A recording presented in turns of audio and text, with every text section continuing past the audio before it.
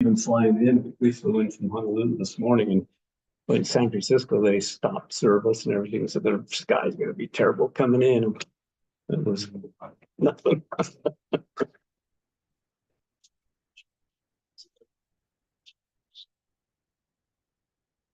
Get paid really well. Yeah.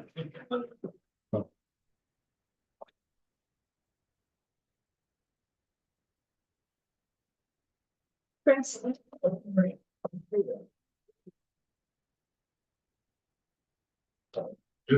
Yeah.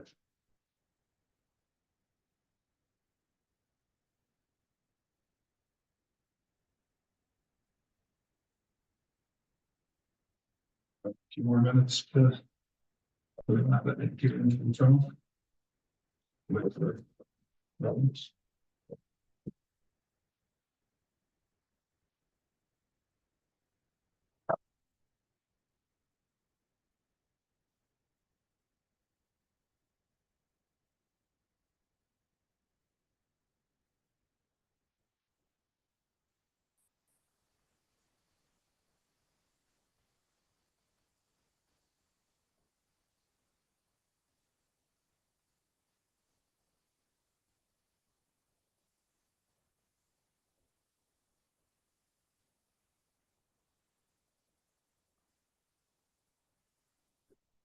Should all be live and going. Mess with it a little bit, probably, so just to make sure that the audio, the mics are working, is good enough.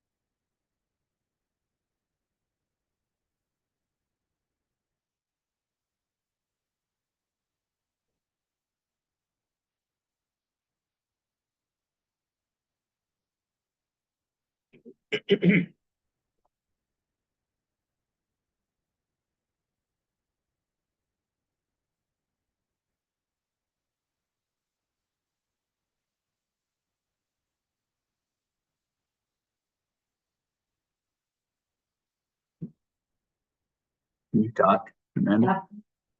Hello? You picking that up?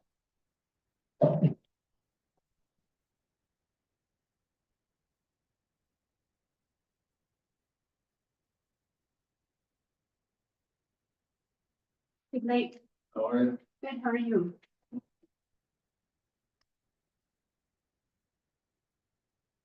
Emily? How do you?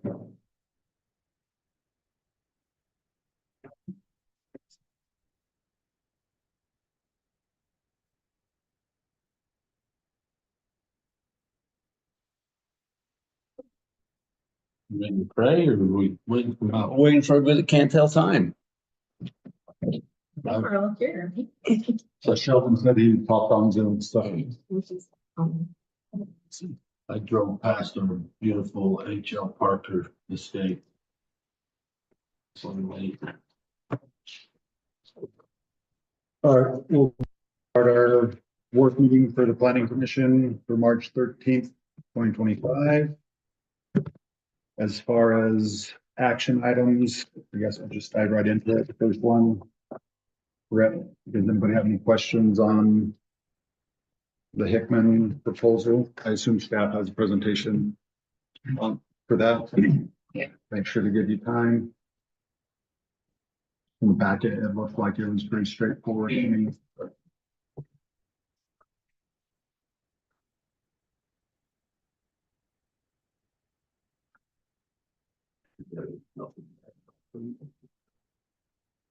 Go ahead and lock down to the next one for Elena Winter. For the day, she on her application said home group. The one question I had is the home group is under 12, but in her application she put 5 to 25, so I don't know if that. I got a comment on that just real quick. Hey Sheldon, can you hear me? Sheldon? Yeah, can you hear me? Yeah, let me put you on different speakers. Speak one more time. Can you hear me now? It's weird. It should be coming to the- Yeah, we can hear you. Is that better?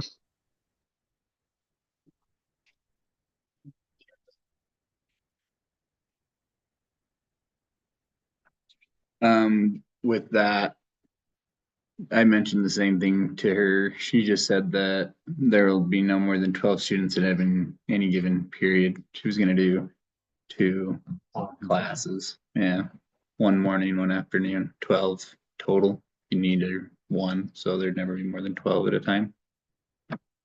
So on their application, she put not applicable as far as having state certification, and then please check on here, which she doesn't need to be licensed, provide exemption letter from the Bureau of Child Care Licensing and any medical and first aid training that she's had. There wasn't anything in our packet. Do you know if she's provided any of those things? I think the only thing she provided to Morgan was a CPR certification. Does that sound right? I'll ask Morgan. I'll text her and let you know here in a minute. But I'm not aware of anything. Morgan has been working with her. I asked her, because I just reviewed it this morning, just to make, I asked her why she didn't need state certification, because I saw the same absence, and she said that because she isn't serving food or doing, there was a time frame that she thought she was exempt from any state licensing requirement. But being that she is exempt, she has to have an exemption letter from the Bureau of Child Care Licensing. So I looked up those stations.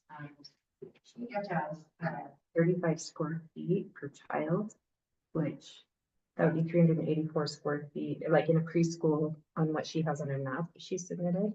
It's got 384 square feet, 32 by 12. So that would be a max of 10 children. And I know she's put on here 12 to 24. And I didn't know, because she put daycare, and I saw the same thing about the home group daycare and the definitions not jiving. We don't have any definitions in our code that says preschool. So I don't know if she's planning on doing like, maybe a couple hours here, a couple hours there, because there are some different distinctions on what the state licensing requires. I think her hours are on her application, the last item maybe. 9:30 to 4. She could say, maybe I have a morning session, but I'm only gonna have 6 kids after. So those are things I can ask her. Trying to build a building too.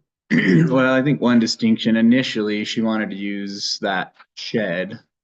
And we advised her that that wouldn't work. You have to have a restroom, I believe. I had Nate work with her, our building inspector. Right.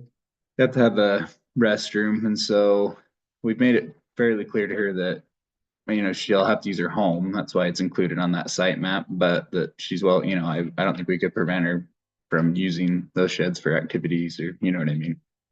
Whatever. But I think ultimately the home has to be a part of the, yeah. So as far as her licensing goes, is that in our bid and our bid work, or is that a state issue thing? Well, in our application, we have to have, if she hasn't provided a copy of her state certification, then she has to provide an exemption letter to the Bureau of Child Care Licensing. We have to have that before we can approve it. So that's why I just wondered if she turned it in to staff, because we didn't have it in our packet. Like, there's certain things they can be exempted because of.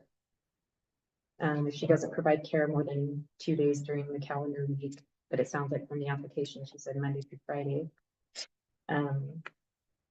There's a list of things that would make her exempt, but I'm not sure. I don't know if she's wanting to do an actual preschool and it's just gonna be a couple hours a day for so many kids. Or if it actually is gonna be a daycare, because like I said, our definition doesn't allow for, well, it doesn't have anything that specifies just for preschool. So she may have picked daycare because that fits closely, but Yeah, I'm not entirely sure. You'll have to kind of work through that with her. The only other piece from the city standpoint, we definitely could have done a more work on the state licensing potentially to help you guys there. Not something we can take a note of, but like I said, when I asked her, she seemed to be fairly rehearsed in why she thought she had an exemption. But from the city standpoint, I know there will be a business license requirement, and that will include a home inspection. So that would be the city requirements. So would the home total into the square footage thing of the building as part of? I don't think the building could be her primary source for square footage. I think it'll have to be the home. I think if it's just the building, it's not, personally, I feel it's not on the table. I think that Nate did quite a bit of investigation percent, and it has to have a restroom. so. It does. Or where that is depending on children, and the adults, like a mop seat. There's several things, and it just kind of depends on how kids and the age of the kids.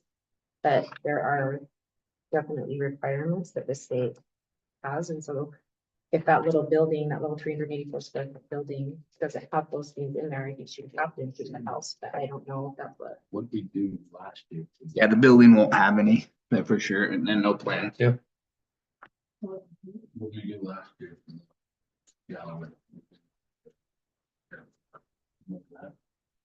I do.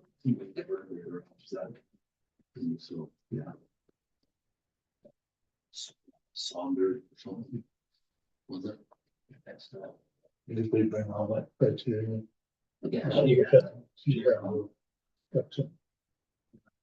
Other question I had is on the pickup and drop off area.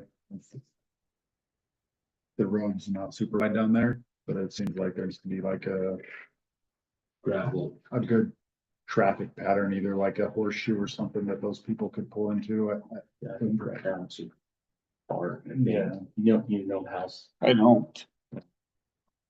They have an old work trailer that sits out front. On 4600, little light work trailer, and there's a bunch of spot there. I guess I don't pay attention. I'm not sure. Is it on the north or south? It's on the south side, nowhere down the gym. On the corners? They live on the corner? Right. Ones in the business. To the east, okay.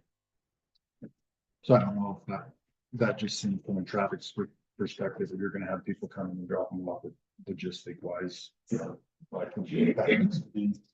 See what her plan is there from a safety standpoint. Yeah, walk question, you need to ask. So I'm ignorant is there a difference between the home group and the daycare? Or are they two different things, or are they synonymous? They're two different things. If you look under definitions under 10.1, the daycare facility is an establishment portion thereof more than 12 children or adults regularly receive care and supervision for a period less than 15 hours per day, unaccompanied by the individual's guardian. The daycare group thing is an establishment or portion thereof a dwelling where more than 6, but no more than 12 individuals, children or adults regularly receive care and supervision for a period less than 15 hours per day, unaccompanied by the individual's guardian. So it's just a number that is the distinction. And the time, I guess. They're both Okay. 15 words. To be the form.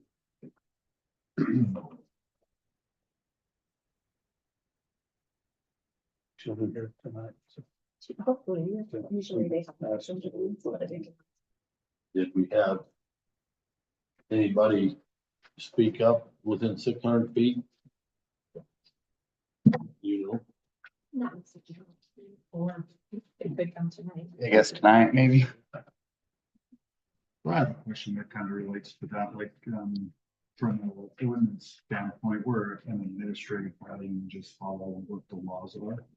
and specifically from that training from the state of Bozeman office, seems like we can listen to public comment, but we can't make decisions off that public comment. We have to make decisions based off of what the ordinance, they're governed by the ordinances, so. I don't know, it seems like we allow these people to come and voice their opinions, but when our decisions come down to it, it has to be based off of the ordinances. So it seems kind of like hey, you can come and complain to us, but we can hear your complaint, but we can't. Well, but you're also approving a conditional use, and so you can put conditions on that use based on public It's, outcry, but you know what I mean? yeah, it feels like a slippery slope, like you're gonna, It is a little bit, it feels that, to me, I guess that's what. but it's just like this, if there's a lot of things that we don't know about, so we can put a condition, hey, we'd approve this, but you gotta have a little better But that falls back like on our ordinance and what was required. pick up and drop off area. You gotta have, you know what I mean? You have to take into consideration the safety, the health and the well-being of the community. That's in our ordinances too. So when the public comes, they may raise concerns that maybe we're not aware of because they live closer to it. And so kind of like when we talked about the drug and alcohol facility, there were a lot of concerns that were brought up that I think maybe we wouldn't have been aware of necessarily, that we have to take into consideration when we make a ruling on some things, so that we can't put those conditions in place. If it's an allowed use, we have to do some things that can mitigate some of those concerns that are brought up, and we do have that ability to do that, especially in the conditional use permits, where we're the ones that make the deciding. It's hard for me to differentiate, like, I understand the drug and alcohol and the use cases. For me, it's just easier. It's a slippery slope. It just comes across as being like, well, I'm gonna grant it this time and I'm not gonna grant it this time.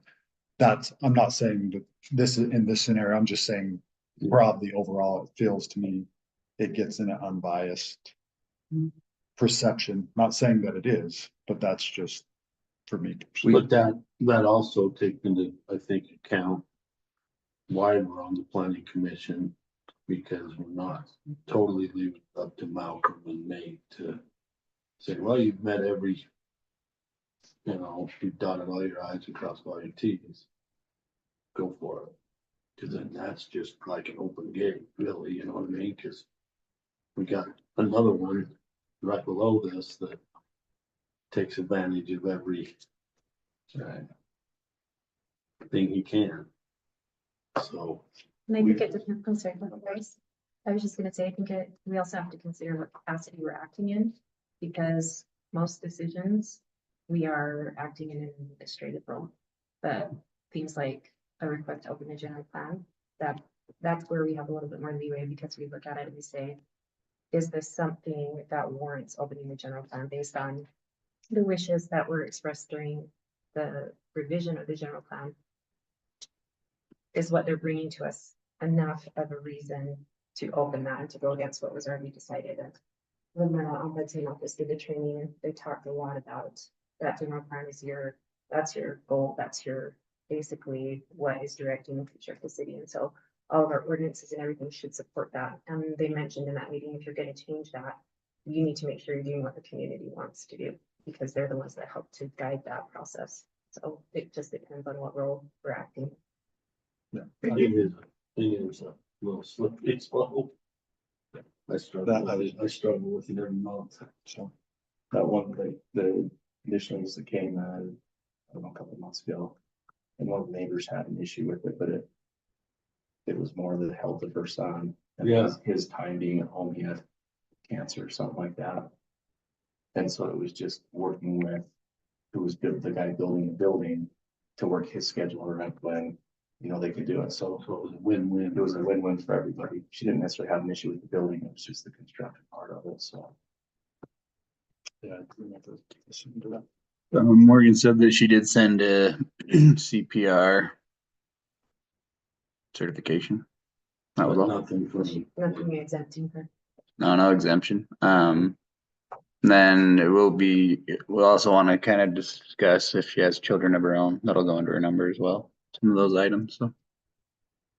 Any more questions or things like? We need to address at least the questions that we could ask her. Yes, she would need to present that letter of exemption to get approved, so that's like the biggest issue. And she's crossing it off like she did. So, Yeah, or I didn't know if that cross off was like, hey, I submitted this, or I don't need to. I don't need to go. Yeah, look at chart. I only need. I didn't understand. I didn't, so we can ask for clarification. Okay. On to the next one, Tyler Larkin.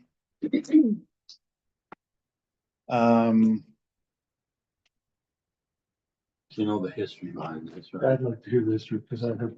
I didn't hear the history, but there's one thing I think that I thought was important that Brandon mentioned last time to us when we were doing our work meeting, is that we're not necessarily deciding on the conditional use permit. We're just deciding on the bathroom, Yeah, that piece, specific. kind of- that specific item, because that other piece has already been decided on. So, So that's just something that I thought was relevant that he brought up that I didn't consider. Yeah, I would call this, it probably should have technically got put on there as a CUP review. I think in the conditional use permit you guys gave last time, it said if anything changes, come in for a conditional use permit review. Well, this would be a proposed change or on a review is the way I view it. so Yeah, the history. he initially came in last year and, it's kind of a complex situation because he had built some greenhouses. He filed for an agricultural exemption. And on the contract that he signed, he stated that, well, the contract states, couple of things. I understand storing motorhomes, cars, or any kind of storage or use other than what would pertain to agricultural use is prohibited. I also understand that any use that does not comply with all of the provisions of this permit or the requirements of state or municipal laws is unlawful and may render my permit null and void. So this defines agricultural use, meaning the use which relates to the tilling of soil and raising of crops or keeping or raising domestic animals. Not for human occupancy means use of a structure for purposes other than protection or comfort of human beings, but allows beings to enter the structure for maintenance and repair of the care of livestock, crops, or equipment intended for agricultural use, which are kept there. Greenhouses, he's written, not for retail. So when he came into the commission last year, we asked him if this was for business use or if it was for non-business, and he said it's for agricultural. And I got an agricultural exemption, and we said, well, are you using it for business? And he said, well, yeah, if you grow crops and then you sell them, then you're still doing business and it's agricultural. Well,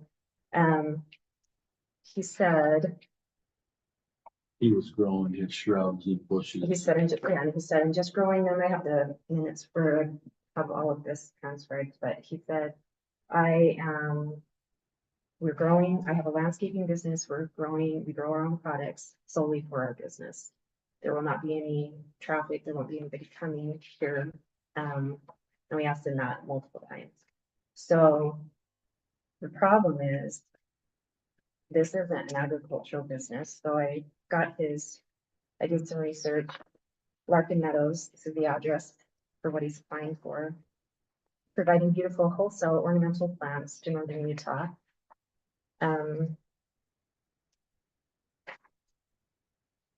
We are a dedicated wholesale nursery located in Hooper, Utah, set to open in spring of 2025.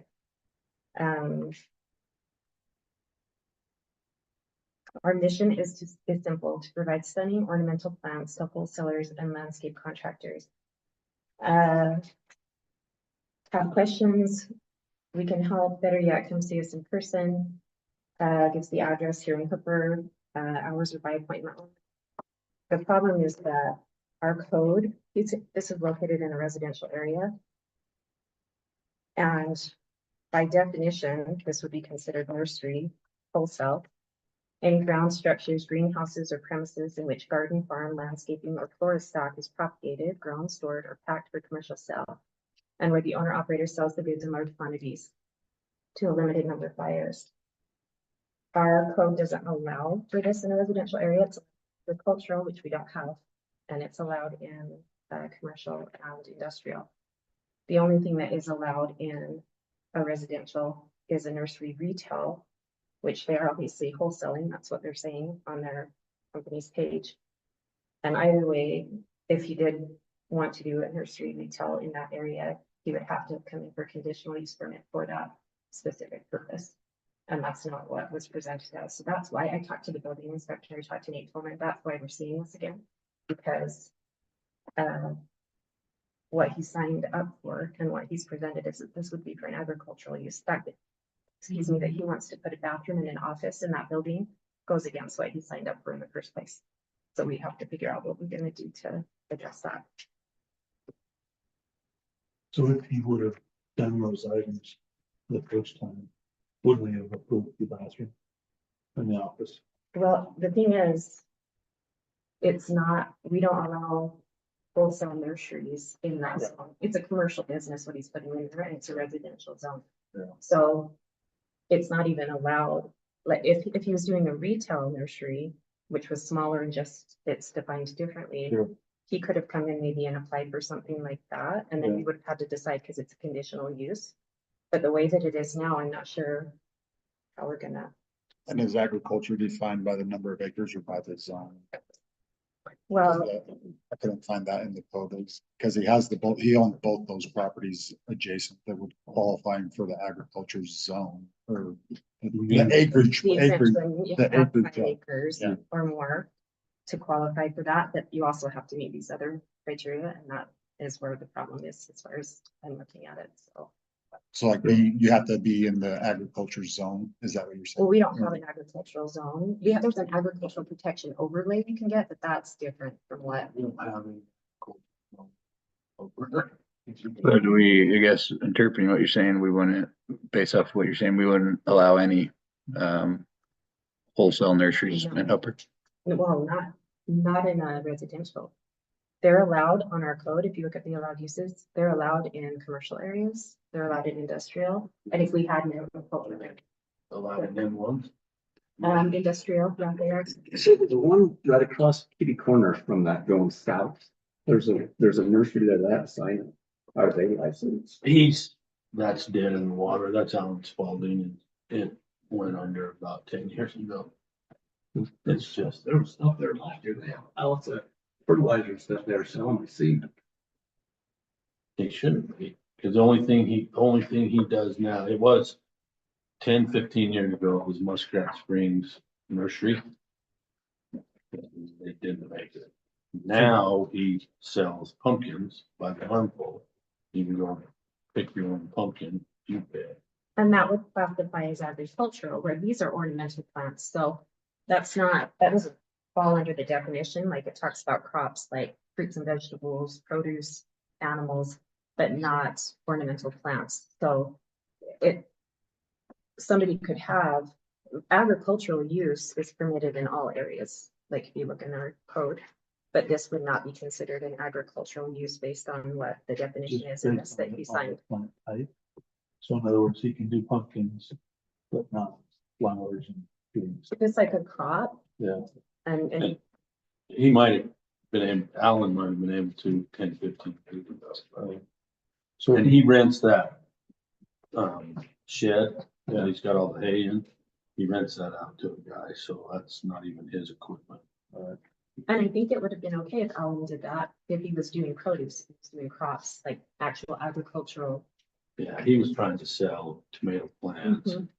I know our ward bought geraniums from him for Mother's Day for 2 or 3 years, and then he just couldn't make it go. So he now works for Davis High School as their FFA. So on that, would the tomato plant be considered produce or is that lumped in as ornamental? I think it's, I mean, a crop, if you're like, I think it's pretty. so, Well, while you're looking at it, if he would turn that into a nursery in that residential area, then he could do that, right? Because. Well, it was- it was- A retail nursery. Yeah. Yeah. So. Would I have So a would hard, this be a review, I guess? I have a hard time with, what if he didn't do anything and just put what if he didn't come and say anything to anybody and just put the bathroom in? He did that with the building. Okay, and what happened? Well, 2 or 3 people from the community came to the city and said, hey, what's going on over there? Okay, And then he got caught with his hands in the cookie jar and went, oh. So then he came and got a permit, but I can't Just like confirm. I anybody believe he got a fine at one point from Yeah. what Morgan said. Something like $25 or $50, and that's the reason why we had our allowed uses and our fines and fees. This all started with this same application. Yeah. When he came in before. well, my question, I guess where I'm going with it is with the previous one we talked about, what if she didn't come in, she just started tending kids at her house? To me, it seems like they're trying to comply. And instead of us trying to say, let's work with you to comply, we're looking for ways to say, we don't want you to comply. We don't want you to do any of this. We're gonna make life difficult for you instead of saying, okay. I mean, I know one of those agriculture things that you read said, till the soil. Well, if he wants to be ticky-tacky, he's tilling soil. It might not be, but he's bringing soil in somewhere. I don't know. That seems to me like, are we trying to make their life more difficult? Or are we trying to, it's their ground, it's their, I mean, it's, and if they don't do it, what kind of enforcement does the city have? So do we drive them away to say, don't do it, because if you do, we're gonna make you jump through 50 of these hoops that are dotting the i's and crossing the t, we're trying to do semantics. Are we actually trying to say, okay, yeah, we want to work with you, residents and members of the community. We want to make your life better too. We want to take in the entire situation and let's make it better for you. I didn't understand what Jay said as far as us, as commission looking at what the laws are, state to those. If we want to make a change, if we don't agree with the process, then I think we need to look at what our allowed uses are right now, like what we're planning on doing, what we were gonna do on our last couple of meetings. And then make some suggestions to the city council and say, you know, this doesn't make sense. I think people should be able to do something like this in this type of an area. We're recommending from the commission that the council makes these changes, so it makes it a little easier for people to do some of these things that we feel like this is restricted, because a lot of these things have been in place long before any of us were involved, I think, and it's all we have to go off of. I think a lot of them were put in place, we just cut and paste and you're from the city, from Weaver County I agree. ordinances. I think part of it's looking out for the neighbors too, right? You know, the neighbors don't want it. I think. Lynette, I'm in the lumber business. I started selling lumber out of my backyard. I think my neighbors might be kind of pissed about that, you know, so there's things in place to keep. That from happening. do we know what the name? I had somebody reach out to me that said they approve of the. They like it. They like it, so. That's why we have public hearings on these, so that Sure. anybody that wants to can come and express their concerns. And like we talked about earlier, maybe they have a valid concern of why this would not be safe, not this particular one or not necessarily, but then we take that into consideration when we make that decision. Who did you say somebody said they hate it? No, the two I've heard from, Okay. please approve. Well, I think back to the idea of we've got ordinances, we've got the rules. Yeah, we're here to enforce those, but it's like a building inspector. You have the IBC code, that's the rule, but he's the interpreter, so he does have an opportunity to say, well, in this situation, I can make a judgment call to say, right, this is the right thing. So I think we need to keep that in mind a little bit too. And err on the side of, you know, citizens, if we can. So. Well, I was hoping, that's why I was curious if Brandon was gonna be here tonight, because as far as the legalities of it, if our code says we do not allow that in that area, then we're bound by that, but maybe there, I mean, he's already been putting this business together. Right. What options do we have at this point? Yeah, So, because I got 2 down by me. I got one guy that owns a boring company.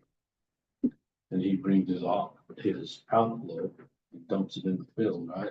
have no idea if that's contaminated or not. He don't have a business license. The guy just down 51 that has the trucking company. He's bringing in oil tankers, and I guarantee you, he don't have a license. Yeah. But we don't have any, we got Nate, and that's it. So when we get a complaint, we have to file it with Weaver County. They send somebody out. Yeah. So I'm all in favor of business and residents having businesses. I just think it needs to be done the right way. well, I mean, he bought the house, he bought Gordon's house. You know, and I questioned him then, because it wasn't gonna do anything, but I know it's got at least 2 workers in there. Yeah, I don't think he's not getting covered. No, he's in cage for all that.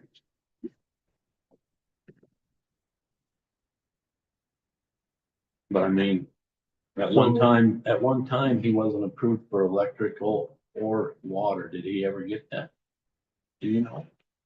Does his conditional use permit attached? Is he, So when his original. I can pull it up if not, but it would be based off He that. said yes on electrical when he initially applied back in January of 24. But he said no on plumbing.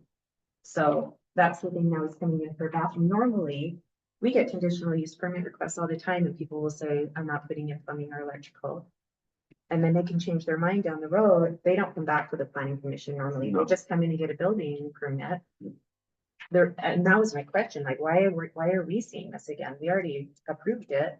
But it's because it's not being used for what he said it was going to be used for, and especially with the agricultural exemption.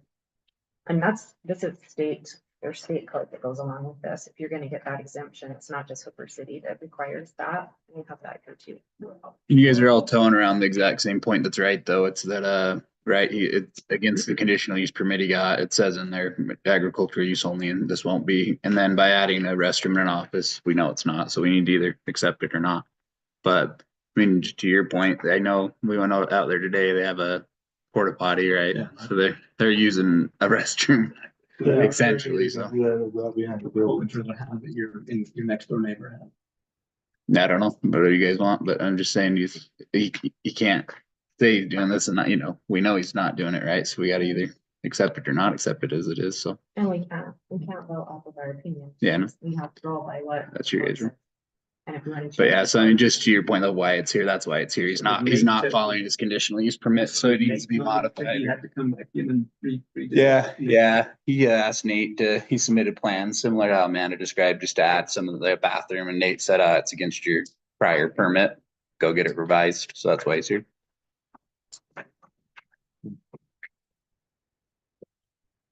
Well, so what do we, I mean. Both your conscience. Well, I'll tell you what that is, but, Well, if he's not agriculture, then don't that have to be?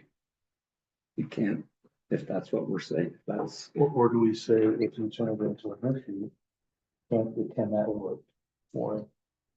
Does the retail nursery definition work for him? I do have. What does that entail? $1,000 a year in retail sales? I think Amanda has the definition right there. Well, is it or is it Well, yeah. it's a hard product. Well, this Flower is or something. his So it- product list from his website, everything in order, and it's none of that is produced. No, So you need- okay, I'm saying, If you yes, start selling tomatoes, does it count for?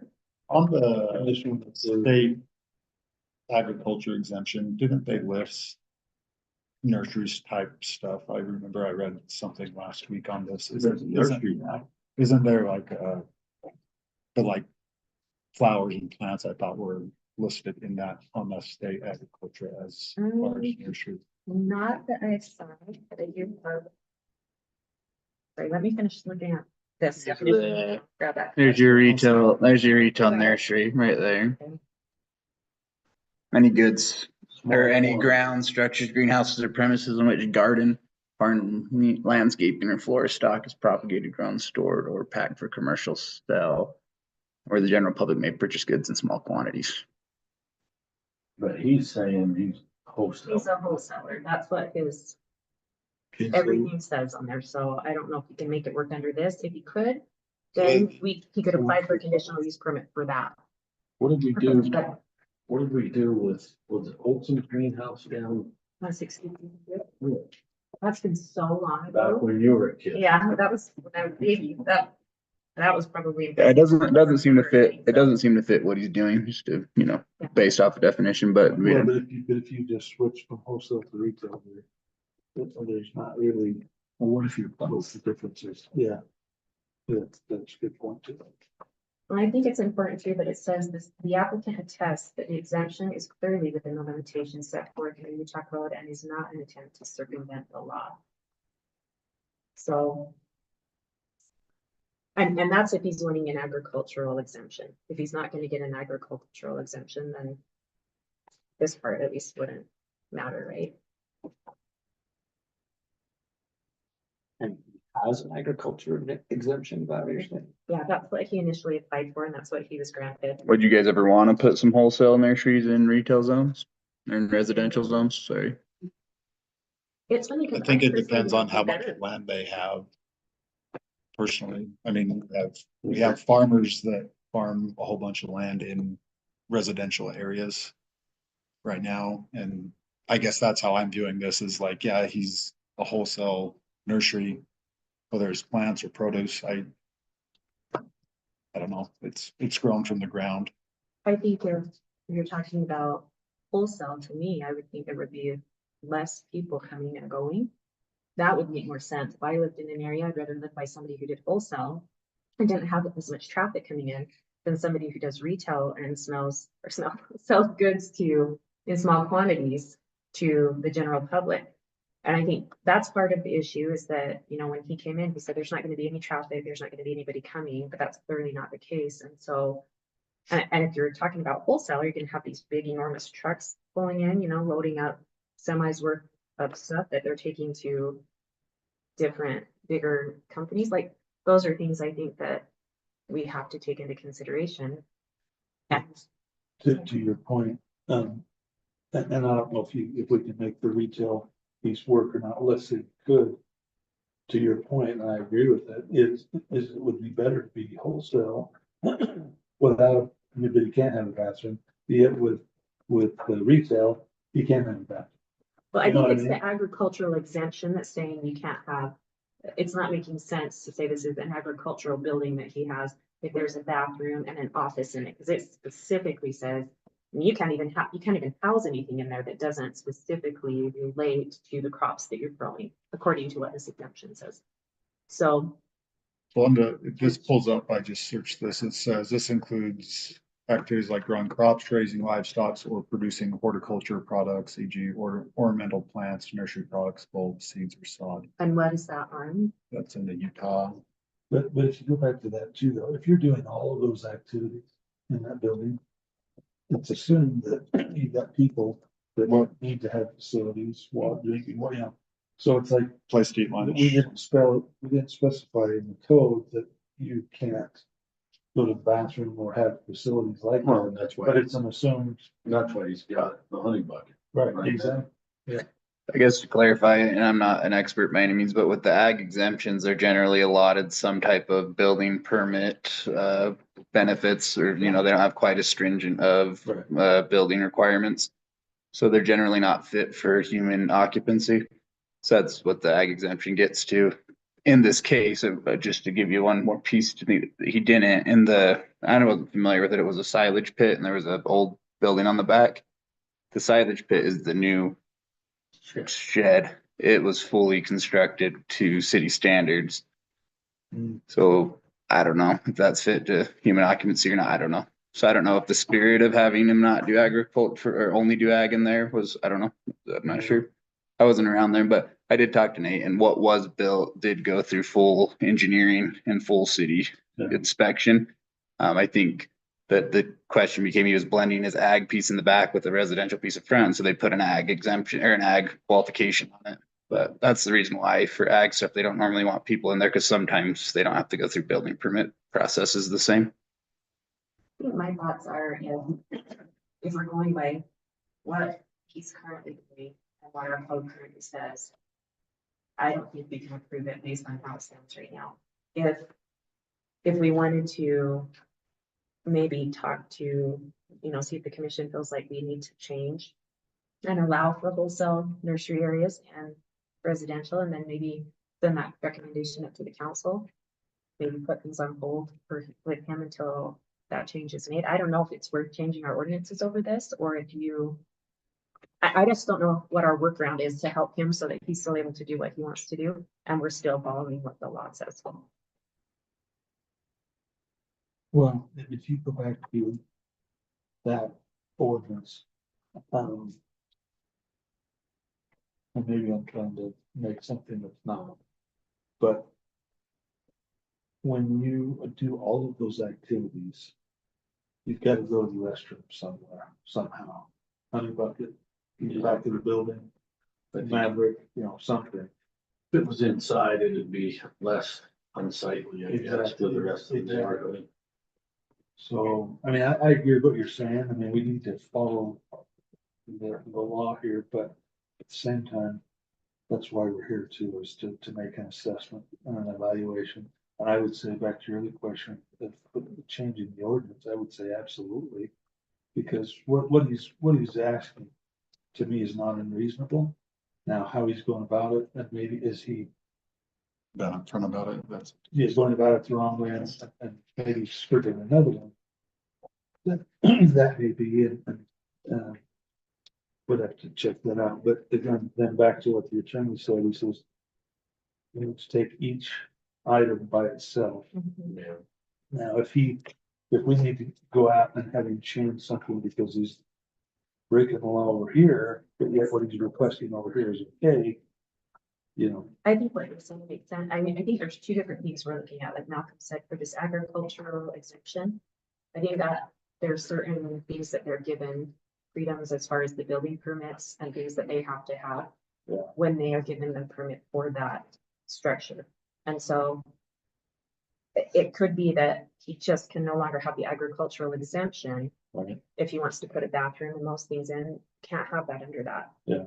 So maybe we say, okay, we're taking away this, you have to build it to code to make sure that it meets Sure. that criteria. Yeah. But then the other part of the puzzle we have to look at is the fact that currently our code will not allow a wholesale nursery in an R1 zone. So can he So- apply for a variance?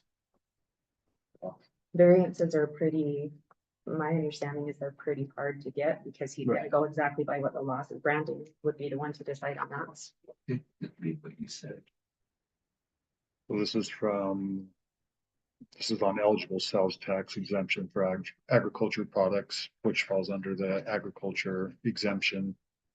But they're eligible to, I assume if you're not collecting sales tax on it, it would fall under the agriculture exemption as well, but it says your garden produce.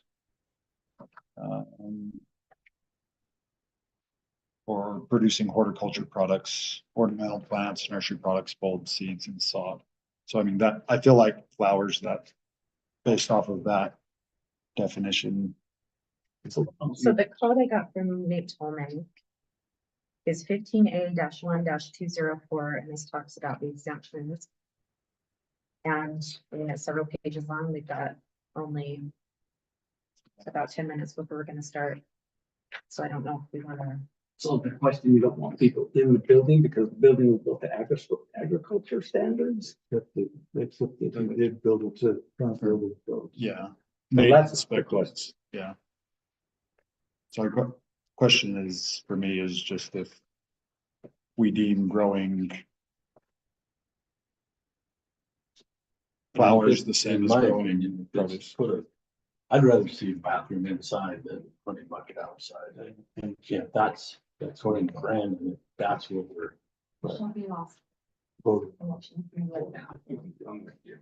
You know what I mean? I mean, Brandon said, we've already You got Malcolm? approved this. Yeah. You're only looking at this Yes, piece. so let's look at this piece. And If if there's it's others, to color, then you go address that in the second. I think that's what this comes down to tonight is the bathroom in the building, not necessarily the overall arching. Other consideration, the last commission or the planning commission could have taken when they did the additional use permit that they did was the back piece was, you know, agricultural in nature. This was residential, so they might have just not wanted a lap between the two. Right, a crossover where he's doing agricultural work on his residential piece up front, but I don't know. It's a little hard to, I don't know, control as we're seeing. For sure. What was like the last? You can ask them some questions, but the last one, H.L. Parker, well, this has a lot of history as well. Reading over the developer agreement. I guess my question is, when I was looking at this, is what's gonna be best for the residents and Hooper at this Well, time. we're in catch 22. You can't leave it like it is, because like I said, I drove by there or there.